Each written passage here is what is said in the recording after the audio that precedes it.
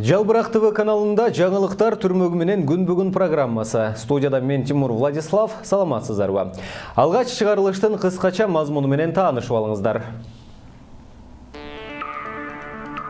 Сапар Исаков Жээнбеков менен тирешпейт. Сапар Исаков өкмөт болуп 100 күн отурду. Коопсуз шаар качан ишке ашат? Жол кырсыгынан кыргызстандыктар кырылып жатат. Мегаком өтпөй жатса, Дастан заводу сатылабы? Зилалиев сатыш керек деди. Майлысуу шаарында 8 класстын окуучусу асынып алды. Окуучу 5 декабрь күнү үйүнөн чыгып мектепке барган. Сабактан чыгып үйүнө барган эмес. Кийинки күнү аны газ түтүгүнө асылган жансыз денесин табышкан. Маркумдун ата-энеси медициналык экспертизадан өткөрүүдөн баш тартышкан жана милицияга арыз жазышкан эмес.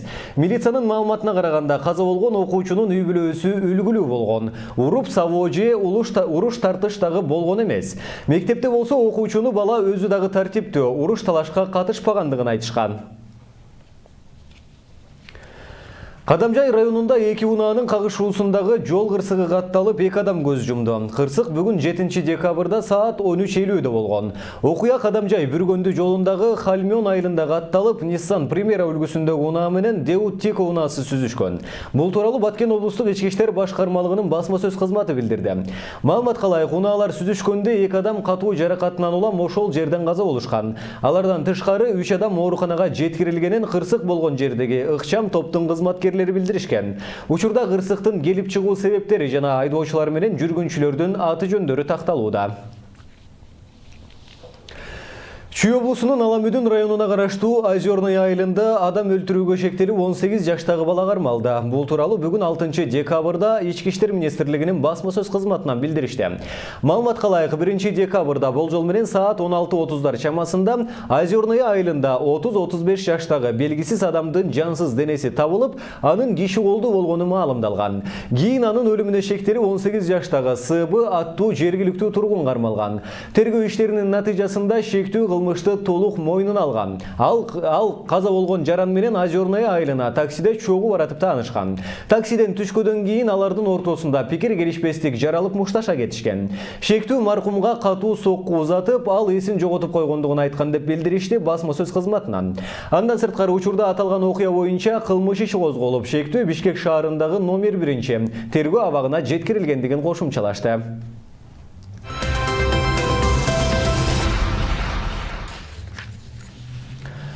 Демократия жана жарандык коом үчүн коалициясы Бишкектин райондор аралык сотуна суу кодексине киргизилген өзгөртүүлөрдү четке кагуу боюнча берген доо арызды кабыл алды. Арызда жогорку кеңештен суу кодексин өзгөртүү жөнүндөгү токтомун жараксыз деп табууну суранган.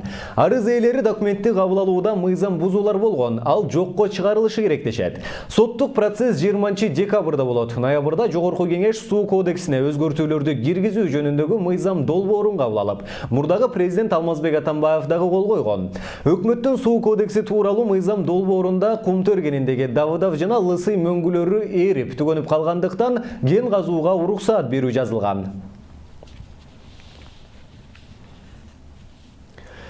Бийликти күч менен басып алууга шектелип камалган элдик парламенттин мүчөлөрү катаал шарттарда камалып жаткандыгын укук коргоочулар айтып чыгышты.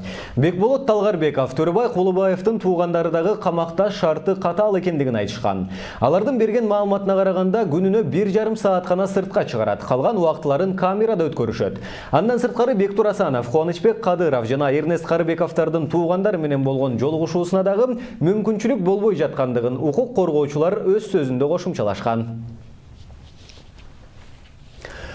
Карабалта шаарындагы сейил бактардын биринде каргалар эмне себептен массалык түрдө өлүп жаткандыгы боюнча дагы деле маалымат жок. Габари ТВ маалымат агенттигине мамлекеттик экологиялык жана техникалык коопсуздук инспекциясынан билдиргендей, азырынча куштардан алынган кан лабораторияга жөнөтүлдү. Качан гана лабораториянын жыйынтыгы чыккандан кийин гана эмне себептен өлгөндөрүн биле алабыз, деди башкы инспектор Айдар Тарыков. Анткени менен Жайыл районунун ветеринардык жана фитосанитардык башкармалыгынын жетекчиси Насыпбек Мураталиев журналисттерге берген маалыматында каргалар сууктан же ачкачылыктан өлүп жатат деп божомолдоду. Баласын ичке тепкен жаранга катуу жаза берилиш керек. Мындай пикирин Республика Ата журт фракциясынын депутаты Жогорку кеңештин жалпы жыйынында билдирди.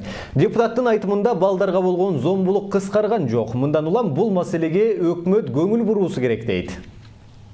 Массалык маалымат каражаттарынын маалыматынын негизинде айтсам, кылмыш кодексинин негизинде кодекстин 234-беренеси хулиганчылык иш козголуп, жана 2 айга убактылуу кармоочу жайга киргизилиптир.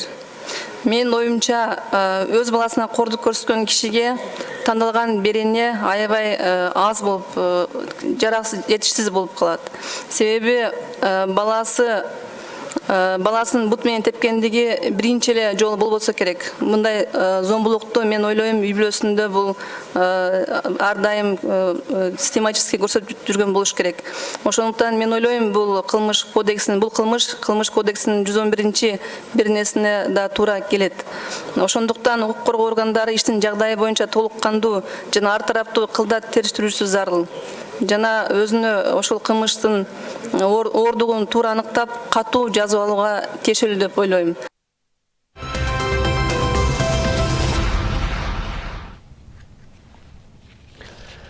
Жогорку нарын Гестер каскадын курууга 2 компания кызыгып жаткандыгын премьер-министр Сапар Исаков журналисттерге билдирди. Бирок кайсыл компаниялар экендиги азырынча белгисиз. Буга чейин орусиялык Русгидро менен келишим түзүлгөн, бирок иш жакшы жүрбөгөндүктөн макулдашуу жокко чыгарылган. Ал эми Орусия тарап буга чейин жасалган ишке керектелген 37 миллион долларды доолап келишет. Андан кийин өкмөт камбарата биргесин чехиялык Лыйглас аттуу компания иштетерин жар салган. Бирок бул келишим коомчулуктан нааразычылык жаратып, Лыйглас компаниясы уадаларын аткарбагандыгы үчүн иш токтотулган.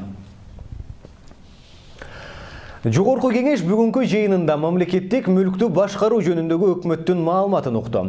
Мамлекетке караштуу ишканалардын көбүнүн кирешеден чыгашасы көбөйүп жаткандыгын эл өкүлдөрү эчен жолу көтөрүшкөн. Жалпыстан мамлекетке караштуу 100дөн ашуун ишкана бар. Алардан канча каражат түшөдү? Парламент жыйынынан кабарчыбыз кеп салат.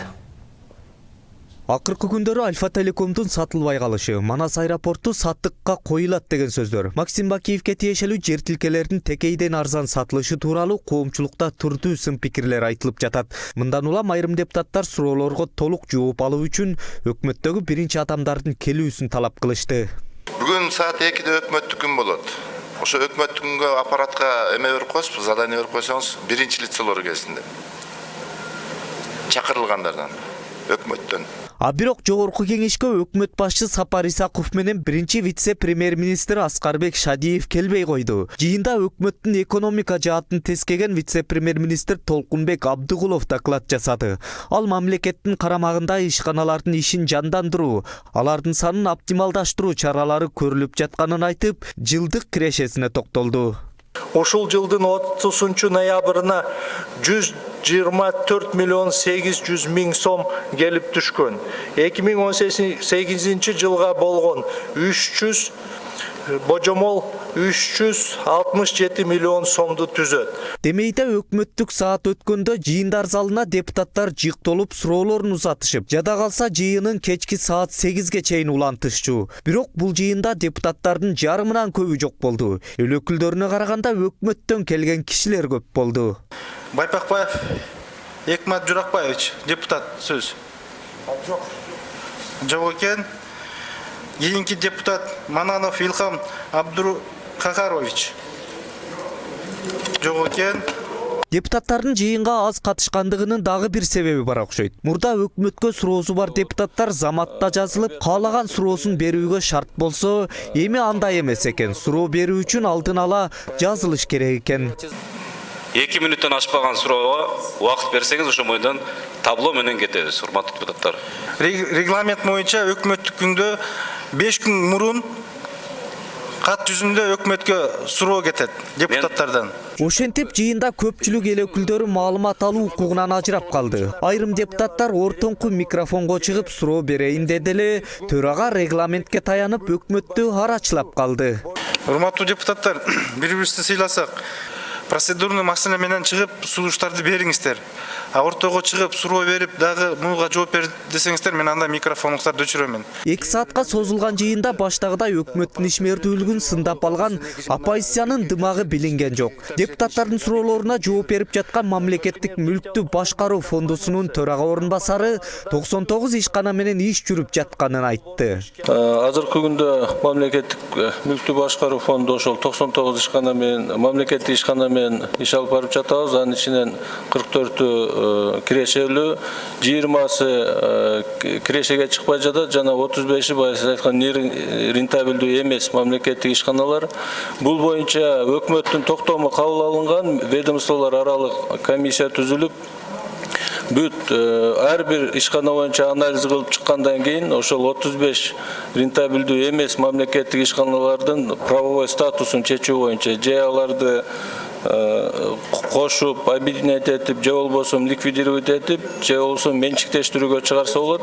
Өкмөт мамлекеттик мүлктөрдү башкаруу усулу жылдагыдан жакшырып жатканын айтты. Айрым депутаттар өкмөт берген жооп менен эсептөө палатасынын жообу дал келбей калгандыгын билдирди.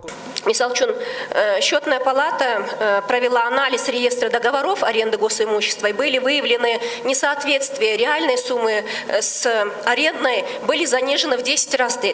Ну, это надо, мне кажется, и еще там проводится много примеров, где нарушение закона, преступление, можно сказать. Мен ушул токтомго бир сунуш кересет элем. Мы должны дать поручение, наверное, Генеральной прокуратуре дать правовую оценку вот этим действиям либо бездействиям по всем фактам, которые приведены в решении комитета. Мен ушундай сунуш берем. Мында сырткары эл арасында сөз болуп жаткан. Манас эл аралык аэропорту сатылат деген маалымат туура эместиги, башка ыкмалар менен анын ишмердүүлүгүн арттыруу боюнча пландар түзүлүп жаткандыгы айтылды. Депутаттар өкмөттүн маалыматын канааттандырарлык деп баалап, бир канча протоколдук тапшырмаларды беришти. Жогорку кеңештин депутаттары Дастан акционердик коомунун сатылып жаткандыгына кызыгышты. Депутат Улукбек Ормонов акционердик коомдун канчага сатылып жаткандыгын Мамлекеттик мүлктү башкаруу фондунун жетекчиси Дүйшөнбек Зилалиевден сурады. Биз Дастан акционердик коомун сатууга аракет кылып жатабыз. Жакын аралыкта сатылат же сатылбайт деп так жооп беребиз, деди Дүйшөнбек Зилалиев. Дастан акционердик коому Кыргызстанга эң чоң киреше алып келет. Ишкананын эмне себептен сатылып жатканы азырынча белгисиз. Мен кат жүзүндө бергемин. Менин суроом Дастан акционердик коому боюнча маалымат берсеңиздер. Эмне болуп атат? Качан сатыкка коюлат? Мен билгенден мына Мегаком сатылбай кыйналып атабыз 2 жылдан бери. Дастан акционердик коомуна сатып алуучулар бар. Өкмөткө кат жөнөтүшкөн. Бирок ошол акционердик коомдун бүгүнкү күндө баасы жок. Эмне болгону белгисиз. Ошо мен берген суроолорго жооп берип койсоңуздар. Бүгүнкү күндө Дастан акционердик коомунда мамлекеттин үлүшү 98,46 да, 98,5% үлүшүбүз бар, акцияларыбыз бар. Бул акциялар оценка болгон, Ernst & Young менен Алстар деген эки компания биргелешип эмесин өткөргөн оценкасын. Бул приватизация оценкадан кийин баягы процедураны жылдырып атканда согласование этабында Улуттук коопсуздук комитетинен эме түштү. Эмне бул стратегический объект бүгүнкү күндө болбойт. Демек стратегиялык объекти бүгүнкү күндө сатыкка коюлган жок, сатылбайт дагы, Дастан акционердик коому. Улукбек Зулпарович, эми антип сатылбайт деп айта албайбыз. Биз сатыкка койдук, сатканга аракет кылабыз. Премьер-министр Сапар Исаков өкмөттөгү 100 күндүк ишмердиги боюнча журналисттерге маалымат берип, өлкөдөгү маалымат каражаттарынын өкүлдөрү менен чай үстүндө баарлашты. Исаков баш мыйзамдын жаңы күчүнө кирген беренелери боюнча суроого жооп берип жатып, президент Жээнбеков тууралуудагы пикирин билдирип, аны кыраакы жана акылман адам катары баалады. Мен бул кишини көп жылдан бери билем. Сооронбай Шарипович менен бирге менин атам түштүктө бир нече жыл иштеген. Бул кишиге ага катары сый мамиле кылам, деди Исаков. Премьер-министр бийлик органдарынын ортосунда тең салмактын болушу өлкөнүн өнүгүшү үчүн туура чечим экендигин кошумчалады. Былтыр өзгөртүү киргизилген Конституциянын негизги 5 беренеси 1 декабрда күчүнө кирген. Бул өзгөртүүлөргө ылайык өкмөттүн ыйгарым укуктарын кеңейген эле. Баш мыйзамдын 72 беренесине ылайык жогорку кеңештин депутаты премьер-министрдин же 1 вице-премьер-министрдин кызмат ордуна дайындалса, депутаттык мандаты жана добуш берүү укугу сакталат. Ошондой эле өкмөт башчы жумуштан алууну сунуш кылган министрди президент бошотпосо, премьер-министр көпчүлүк фракция лидерлери менен кеңешип, аны кызматтан өзү кетире алат. Ушуну менен бүгүнкү чыгарылышыбыз соңуна чыгат. Кечиңиздер көңүлдүү улансын, сак саламатта туруңуздар.